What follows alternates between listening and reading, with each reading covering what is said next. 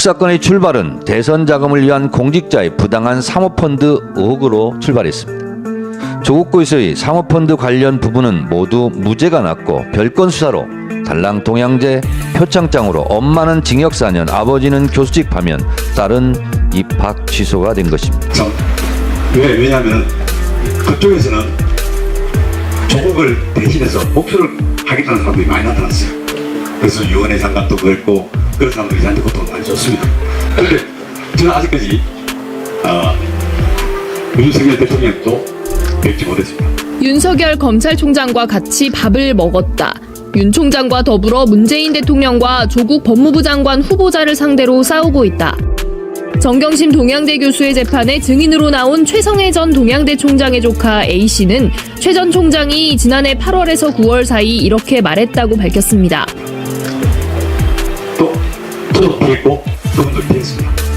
왜냐하면 제가 무슨 자리를 보고 그런 행동한 것도 아니고 오로지 저 이상한 사람이 우리나라에 높은 자리 가면은 우리나라 더 이상이 되겠다 그런 마음으로 저는 작업을 했습니다. 그런 마음으로 저는 작업을 했습니다. 아버지에 이어 또 딸의 재판이 시작된다. 2019년 9월 6일 아버지의 국회 인사청문회 날 어머니가 기소된 지 약 3년 11개월 만이다. 아버지인 조국 전 법무부 장관은 차라리 옛날처럼 나를 남산이나 남영동에 끌고 가서 고문하길 바란다며 괴로움을 토로했다.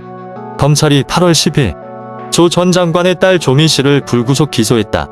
혐의는 서울대 부산대 의학전문대학원 입시비리 혐의, 구체적으로 허위작성 공문서 행사, 업무방해, 의계공무집행 방해죄다.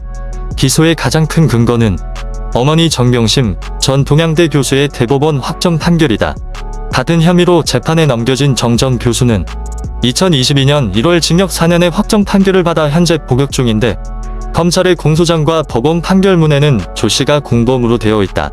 하지만 그렇다고 무조건 기소해야 하는 건 아니다. 오히려 이번 기소는 매우 이례적이다. 검찰은 부모와 자식이 모두 범죄에 연루되어 있다 하더라도 통상 특별한 경우가 아니라면 자식은 기소하지 않아왔다. 이 관례에 따라 지난 국정농단 사건에서도 최서원 씨의 딸 정유라 씨는 기소하지 않았다. 검찰 내부 관계자는 이번 기소는 전형적인 공소권 남용이라며 관행을 벗어나 기소할 정도로 죄가 그렇게 중하다면 왜 4년 전에 조사 다 해놓고 기소하지 않았는가라고 말했다.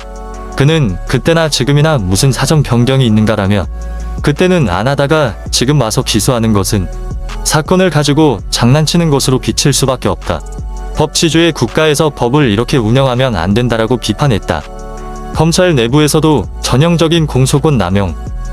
지난해 2022년 1월 정 교수의 대법원 확정 판결 당시에도 조민 씨 기소 움직임은 전혀 없었다.